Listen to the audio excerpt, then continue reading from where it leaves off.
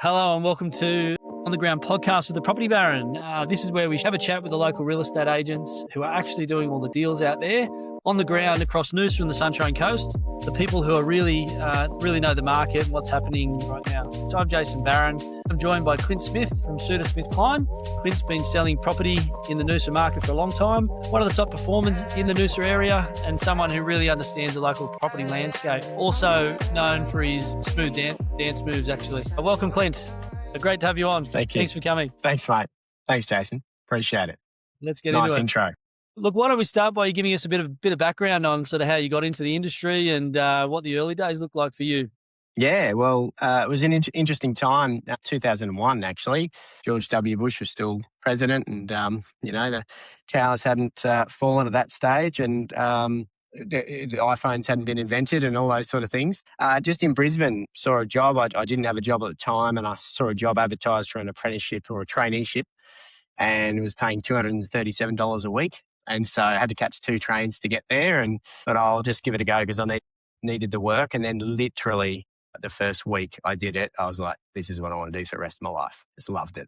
And probably so that's how back on the paper system back then. It was, yeah. Everything was printers and papers. And it was actually when you signed a contract, you had 3 copies. You had to press hard, so that the copy underneath would go through on the carbon and you had to pull that out and give it to the buyer and give one to the office and then you kept the original. So it was just, it was interesting. The conveyancers would run around the city with big bags full of contracts, depositing them where they needed to go. That's right. And they had to do the settlements in person and there was no PEXA and it was different times, but everything moved a lot slower back then. But learning how to build relationships from the ground up and talk to people and physically get in front of them was the main thing. How long have you been in the local market, working in the local market for? I did a stint in the early 2000s and then I really got into it in about 2013 when I started just doing it 100% on my own as a selling agent. Yeah, since then. Look, we've known each other for a long time. Interestingly, I remember the house I bought personally. It must have been about 10 years ago. We bought through you. Yes. So it has been a while that you've been in the market, that's for sure. Well, ironically, that was the first house in Sunrise Beach I'd ever sold. So I'd sold a few units before then, but the first house in Sunrise Beach I'd ever sold was to yourself. So there you go. Yeah, good. So why don't you tell us more about the area and I guess the part of the market in Noosa that you specialise in the most? Well, Eastern Beaches in general, we've sold properties through from Sunshine Beach through to Perugian Beach. It goes without saying we do most of our work in Sunrise Beach. I grew up in that area. I spent 25 years of my life living there and getting to know the people and the neighbours and the community. So I love that area and have an affiliation with that. And my business partner, Torrin, and I, we work together heavily in that spot. I guess that's something that's probably near and dear to my heart. So that's why we have just never left there. And even if we wanted to get out of that marketplace, we keep getting pulled back there because people keep calling us to sell. So that's what we love about the area is the community feel. Yeah, it's a good market. It's come a long, long way since the early days, that part of the area, that's for sure. Yeah, the growth has been astronomical in certain peaks and periods of time. So in 2013 to 2019, there was a fair bit of growth there, but not really as astronomical as it was from obviously COVID 2020 through to 2025 was just phenomenal. We've seen a little bit of a pullback lately than everything that's happening in the world. But all in all, if you compare it to 3 years ago, 5 years ago, 10 years ago, you can almost triple your prices. Yeah, there's still so many people looking to move to the area. I was going to ask you something that's always very interesting to get the people in the area's answers on. What is the one thing you think consistently that buyers get wrong when they get out there and look to buy a property where you are? Well, I think making forever to make a decision. If I'm honest, buyers are looking at too many properties. They, I guess, are looking for the newest, next shiny thing, and it distracts them from perhaps a really good opportunity that they may have discounted. And they often do the full circle over a 6-month period, come back to the one that they saw first and say, we should have bought that. And they genuinely should have. I think at the end of the day, if you get it 80% right and you find a property that you like and it's 8 out of 10, 100%. because it's never, ever going to be forever. Buyers make the mistake of thinking that their next purchase has to be the house that they're going to live in for the next 20, 25 years. But I can promise you, no one ever does. They always live there for 2, 3, 4, maybe 5 years if you're lucky. So just buy something, get in the market, get comfortable, and then look around once you've got capital growth building behind you. That's great advice. We often find the perfect house for a client or the most suitable house early on, and they might balk at it because it's a bit too early on in the piece, and then they always talk about the one that got away. So I think that's really good advice for buyers out there for sure. Or speed up the journey as such. Try and see as many properties as you can in a shorter period of time. In the Noosa market, where do you see the most opportunity right now? Something that's a part of the market that people are probably overlooking? I think renovated properties used to be 5 years ago, there was a massive opportunity to buy renovators, properties that required work, and you could make a significant profit out of them due to building costs, obviously material costs, building costs, labor costs, everything going through the roof. The actual people that have spent the last 2 to 3 years renovating their home and are now putting it on the market, you can't possibly do what they have done for the same price you could buy it today. So I think there is big opportunity for people to buy the finished product, knowing that they don't have to go through all the heartache, but more importantly, all the properties that are $2.5 billion fully renovated. There is no way you'd be having to pay $1.8 to $2 million for the same product and then spending a lot more on it to get it to that level. Can't agree with you more. A lot of people overlook that, but it's very clear in the detail, isn't it, with the numbers of the sales and what people are buying for. That's the part of the market for sure. Yeah. What's the most, surprising or interesting sale that you've been involved in? So it could be anything, price, property type, buyer, something that was interesting, worth telling us a little story. So I think I keep coming back to this, and it will probably always be my favourite sale, is my old childhood home. So I grew up in a place in Defender Court in Sunrise Beach. The time came 15 years after it was about 10 or 15 years after we had sold it on. The current owners approached us to sell it because we were obviously being fairly successful in the area. And I got the chance to sell it in its original condition, going into my old bedroom, the old kitchen, like everything was how it was. They hadn't changed anything. And then I got to sell it to the new owner who renovated the whole house and did everything that we wanted to do to it when we owned it. The old coulda, shoulda, woulda. And he got to do all that, and we got the chance to sell the renovated product as well straight after that. So selling my old house twice was probably the coolest thing ever. I remember one of those times getting through it. We never had a buyer for it at the time, but I do remember when you sold it.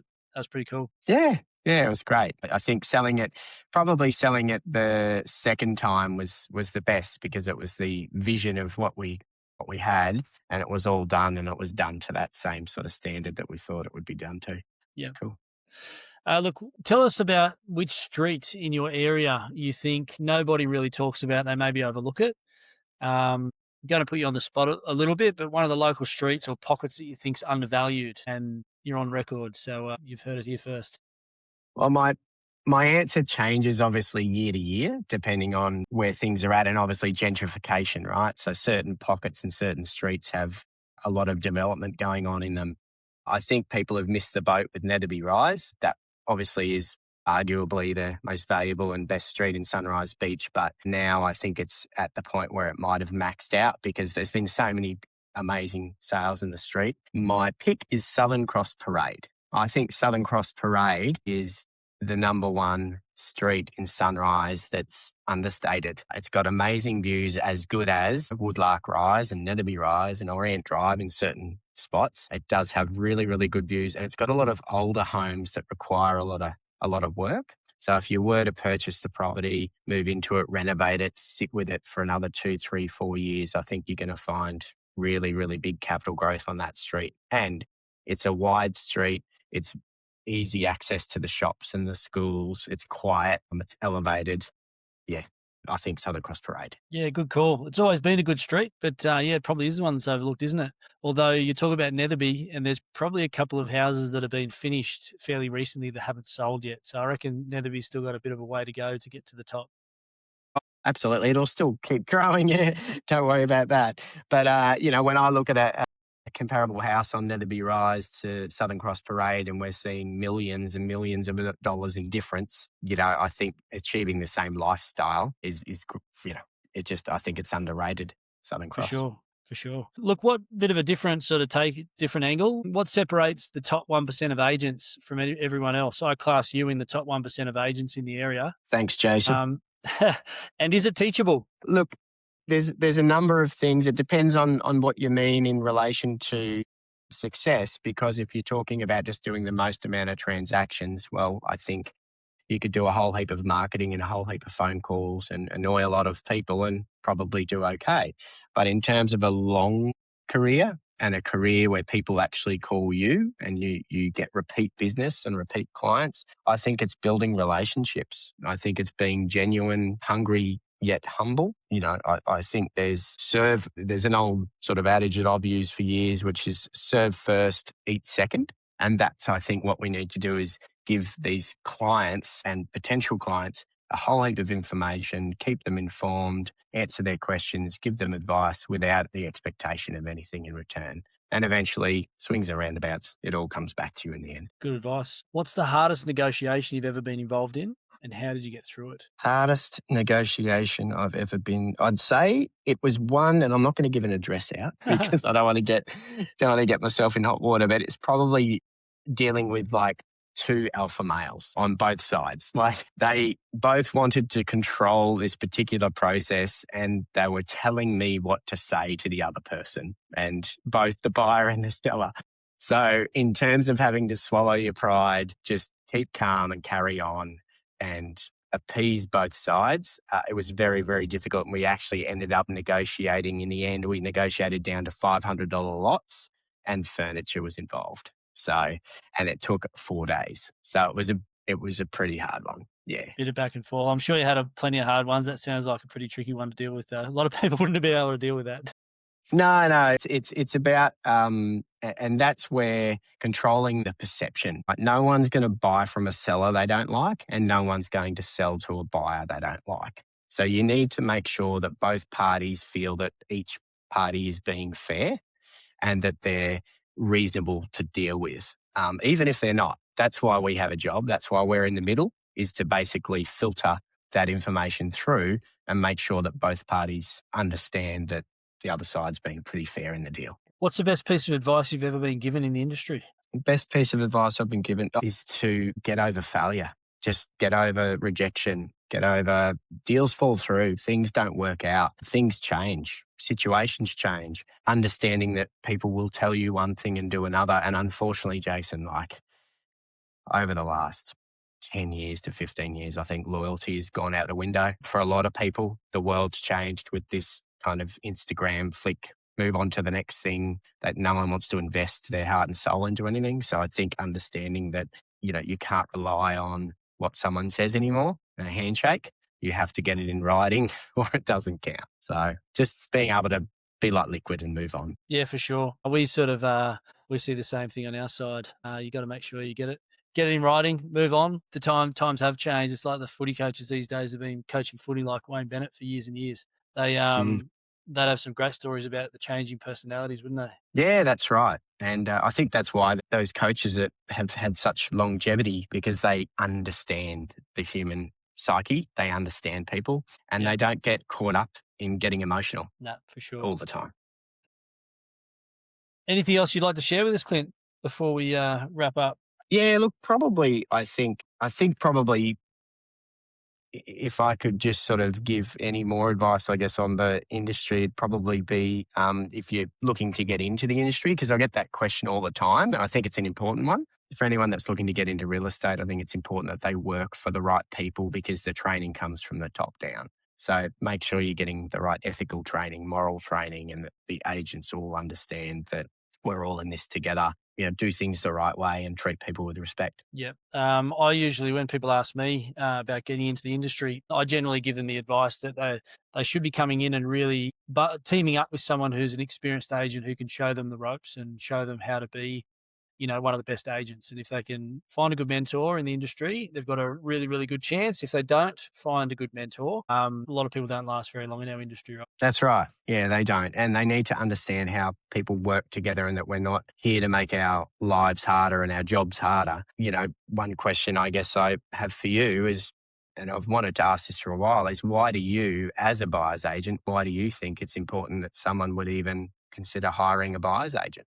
Yeah, we get that question. Obviously, we need to kind of sell our value, right? Mm. I come back to the point of, I guess, why we started when I hear that question. And we started the buyer's agency because people go out there and they buy a house. Could be the biggest financial decision or one of the biggest financial decisions of their whole life. They get out there and they do it themselves as a buyer. There's a lot of things, as you know, it's a very complicated process to buying well, finding the right property, making sure nothing goes wrong, mitigating all the risks. A lot of people do it with little to no knowledge of the industry and what could potentially go wrong or how to do it. So we watch people go through it. They might be extremely good at whatever they do in their industry, but coming in, they're quite naive to what can be done or how to do the process. So I guess for us, it's about offering that professional representation to make sure that we take them through the process. If a property's really suitable, we can encourage them to buy it. If it's not so suitable, if there's things going wrong with it, we pick it up, make sure that they don't make a big risk. Yeah. We like dealing with buyer's agents in the sense that everything is done up front. There's nothing worse than going into a deal, and it happens all the time. Agents get excited and they get an offer and they write it up and they think, I'm not going to tell them about this, or I'm not going to worry about that, or we'll deal with that if that becomes a problem. And it does become a problem later in the piece. Whereas with buyer's agents, they do all their due diligence up front, which I really like, because it's just smooth and clean and there's no stress. Yeah, that's right. If anything goes wrong, it's about, explaining what the issues are and what the potential solutions are from a professional point of view. We've generally probably seen it before, rather than them seeing an issue come up. If they're on their own, they might go and have a talk to their mates about the issue and they might not get the right advice. If you've got an off-market or a quiet listing out there right now, would you like to share one of those with us? Maybe an area or a street? What it offers, we can share the details in the show notes. Ironically, it is actually on Southern Cross Parade. It is number 44 Southern Cross Parade, which is off-market opportunity. We won't be sort of launching it for a little while, so you won't see it pop up on realestate.com next week or anything. Yeah, it's a great opportunity for someone to get in. It needs a lot of work and it's a renovator. It's got great views, high on the ridgeline, and you've got ocean views on one side, room for a pool, 2-story brick home. Really is a good opportunity for someone to get in there and make something of it. Very good. Last question. What's the one question you would like to ask the next agent on the show? Feel free to put them on the spot if you want. We'll get them to ask it. Would probably be... And you won't know who it's going to be either. Yeah, right. Okay. That changes things. So I'd like to ask them, what is their... Yeah, actually, similar question to what you asked me, but what is their opinion of the next growth area, the next successful growth area in Noosa Shire in general, where they think the things are going to heat up over the next 12 months? Stay tuned for the next show when we ask the next agent that question. All right. Thanks for coming on the podcast, Clint. It's been a pleasure to have you on. No worries, mate. All good. Thanks to everyone out there for listening. Don't forget to follow the podcast On the Ground on Spotify. See you next time.